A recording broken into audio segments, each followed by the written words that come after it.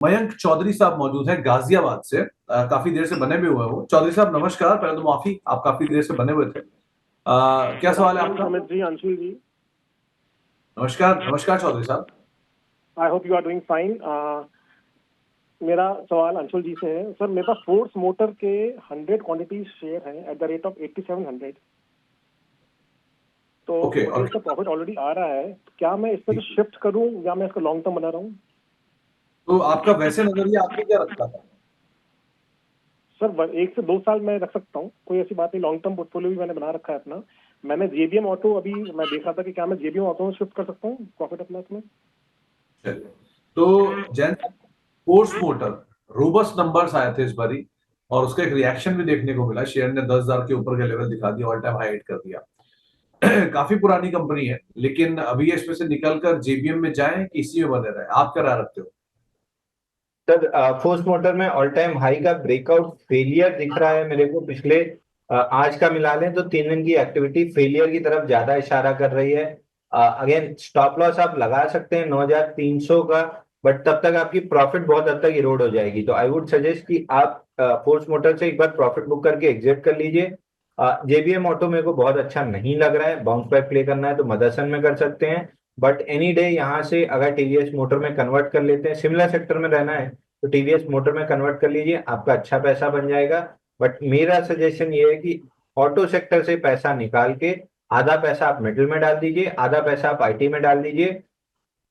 यहाँ से मेटल में ऑल टाइम हाई बनेगा। आप देखिए टाटा स्टील आज 147 रुपए आ गया है। हम कहाँ 120 रुपए के आसपास से डिस्कस कर रहे हैं। मेरे पर्सनल पोर्टफोलियो में स्टैंडर्ड डिस्क्लेमर, बट मेटल में अभी ऑल टाइम हाई बनेगा, इसके बाद आईटी में ऑल टाइम हाई बनेगा, उसके बाद कहीं जाके अगर एक्यूमुलेशन रहा तो ऑटो का नंबर लगेगा। तो इस सेक्टर में ऑल टाइम हाई के पास फेलियर दिख रहा है फोर्स मोटर। जेबीएम ऑटो अच्छा नहीं लग रहा है, इकलौता टीवीएस मोटर ठीक लग रहा है, एमएनएम ठीक लग रहा है। बट अगेन मेरे हिसाब से आपको आधा पैसा आईटी आधा पैसा मिडिल में डालना चाहिए, ऑटो सेक्टर से अब निकल जाना चाहिए। तो आपको एक राय दी गई है कि आप ऑटो से निकल जाएं, थोड़ा मेटल और थोड़ा आईटी, इनको आप लोड करना शुरू करिए, वो ज्यादा बेटर रहेगा। संवर्धना की बात तो अभी आप कर ही रहे थे जैन साहब। एक जेके टायर को और देखो, 395 रुपए के दाम पे सोमवीर भूरिया साहब ने ले रखा है। ये एवरेज कर सकते हैं, निकल जाए, और अगर निकल जाए तो कहाँ पे पैसा डालें? 5 महीने का इनका नजरिया है। तो देखिए, बाइंग क्लाइमेक्स के बाद 275 का टारगेट था, दोनों बार तीनों बार वीकली चार्ट पे 275 के नीचे क्लोज करने की कोशिश की, लेकिन फेल हुए हैं। तो वहां से एक पुल बैक आना था 328 तक, वो आ चुका है। 328 के ऊपर सस्टेन किया तो फिर पुल बैक 380 रुपए तक जा सकती है, बट एनी डे बहुत अच्छी स्ट्रेंथ नहीं है काउंटर में, बहुत बड़ा पैसा बनेगा इसकी उम्मीद नहीं है। तो मूविंग काउंटर्स मूविंग सेक्टर में अगर शिफ्ट कर लें, इन्वेस्टर हैं तो जेएसडब्ल्यू इंफ्रा में शिफ्ट कर लें। जब तक जेके टायर आपको बहुत खींच खाच के बहुत मेहनत लगा के 420 तक का पुल बैक देगा, तब तक जेएसडब्ल्यू इंफ्रा आपको इससे बहुत ज्यादा पैसा दे चुका रहेगा। तो जेके टायर से शिफ्ट करके जेएसडब्ल्यू इंफ्रा में चले जाना चाहिए। ये संदीप साहब भी पूछ रहे हैं कि जेएसडब्ल्यू इंफ्रा में अगर अभी डालना है पैसा 2 साल के लिए, तो क्या डाल सकते हैं? बिल्कुल डालना चाहिए सर, 276 रुपये बहुत बेहतर रेट है। बट अगेन वही है, अठन्नी उठाने के चक्कर में नोट ना गिर जाए, तो थोड़ा थोड़ा एक्यूमुलेट करते जाना चाहिए। 276 का लेवल था, आज भी ओपन लो बना है 280 का, तो थोड़ा थोड़ा एक्यूमुलेट कर लेना चाहिए अब यहाँ पे। ओके। इसके अलावा एक सवाल रेलटेल पर है शिवम साहब का। 411 रुपए के दाम पे खरीदारी है, क्या करें? सर अगेन बाइंग क्लाइमेक्स के बाद कंप्लीटली बीटन डाउन स्टॉक है, 56.52% डाउन मूव थी, करेक्शन था। बाउंस बैक में 332 रुपये नहीं निकाल पा रहा है। 299 का सपोर्ट ले रहा है, 332 का रेजिस्टेंस है। जब इस रेंज के बाहर निकलेगा, एक्सपेक्टेड नीचे की तरफ है, बट जब भी इस रेंज के बाहर निकलेगा करीब करीब 70-80 रुपए का मूव आएगा। अगर 299 के नीचे क्लोज करता है तो बहुत तेजी से 249 का टारगेट खुलेगा।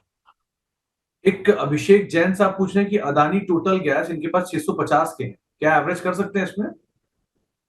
कर सकते हैं सर, यहाँ भी कर सकते हैं। 642 की क्लोजिंग के बाद ज्यादा अच्छा हो जाएगा। दोनों केस में 699 781 के टारगेट खुलेंगे। एंड लास्टली निदा खान जी के पास सन फार्मा है, करीब करीब 1790 रुपए के दाम पे 50 शेयर। यहाँ क्या करना चाहिए? ब्रेकआउट फेल कर रहा है सर, 62 दिन का कप एंडल पैटर्न बना था, इसका ब्रेकआउट आया था 1823 पे अगेन इंस्टीट्यूशनल वॉल्यूम मिसिंग थे ब्रेकआउट पे, ब्रेकआउट के पहले जरूर थे लेकिन ब्रेकआउट पे क्लियरली मिसिंग थे। आज फेलियर दे रहा है, तो अगर 5-7 दिन लगा के 1840 के ऊपर नहीं आता है काउंटर, तब तो फिर इसमें लिक्विडेशन स्टार्ट होगा 1685 तक। तो 2-4-5 दिन देख लीजिए, अगर नहीं वापस से 1840 के ऊपर सस्टेन करता है तो फिर एग्जिट कीजिएगा। चलिए, तो ये सारे सवाल सारे दर्शकों के हम ज्यादा से ज्यादा लेने की कोशिश की, लेकिन जैन साहब के भी जाने का समय हो रहा है, तो जाने से पहले जरा देख लेते हैं उनका कॉल सेगमेंट, यानी कि चुन चुन के।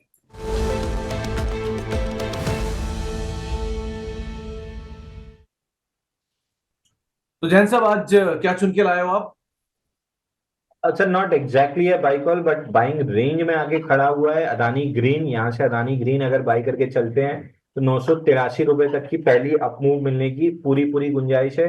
दूसरा एशियन पेंट्स है, ये भी मेजर सपोर्ट जोन के आसपास है, 50 डे मूविंग एवरेज पे खड़ा है 2370 2368।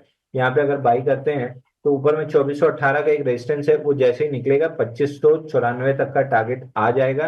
अदानी हाई मोमेंटम स्टॉक है, जल्दी टारगेट अचीव करेगा। Asian paints large cap counter है, 2-2.25 लाख करोड़ का मार्केट कैप है, धीरे धीरे चलेगा, बट ऊपर 2590 के टारगेट आते हुए दिख रहे हैं। रिजल्ट के बाद इसमें काफी अच्छी अपमूव बन सकती है। अगर ऑयल मार्केटिंग कंपनीज को जो फायदा हुआ था फ्रूट प्राइसेस गिरने की वजह से, उसी तरीके से अगर इसके रिजल्ट में फायदा दिखता है तो फिर थोड़ा जल्दी अचीव होगा, नहीं दिखता है तो थोड़ा धीरे धीरे होगा, बट 2590 दिख रहा है। ओके, तो 2590 अदानी ग्रीन को आप अदरवाइज देख सकते हैं। 983 रुपए का पहला टारगेट यहाँ पर रहेगा। जैन साहब, जाने से पहले बस एक आखिरी सवाल और ले लीजिए, संगनी जी का है, इनके पास 886 रुपए के दाम पर वेल्सपन कॉम है, यहाँ क्या करना चाहिए? ठीक है, ये बहुत समय से ये सवाल पूछ रहे हैं और मैं बहुत समय से रिपीट कर रहा हूँ।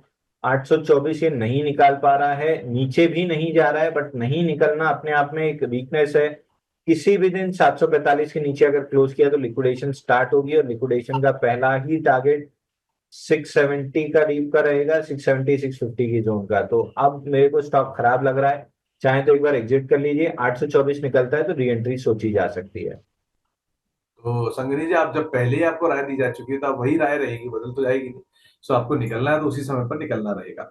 जैन साहब, आप कार्यक्रम में शामिल हुए, बहुत बहुत शुक्रिया कार्यक्रम का हिस्सा बनने के लिए, बातचीत करने के लिए। जाने से पहले कोई डिस्क्लेमर? रिलायंस और टाटा स्टील मेरे पर्सनल पोर्टफोलियो में सर, अभी मैंने प्रॉफिट किसी में भी बुक नहीं की है। 151 153 की जोन में अगर सेलिंग दिखी, रिजेक्शन दिखा तो टाटा स्टील बुक करूंगा ट्रेडिंग वाला, अगर नहीं दिखी तो फिर और कैरी फॉरवर्ड करूंगा। बहुत बहुत शुक्रिया जैन साहब, हमारे साथ मौजूद रहने के लिए, कार्यक्रम का हिस्सा बनने के लिए और सभी दर्शकों के सवालों के जवाब देने के लिए।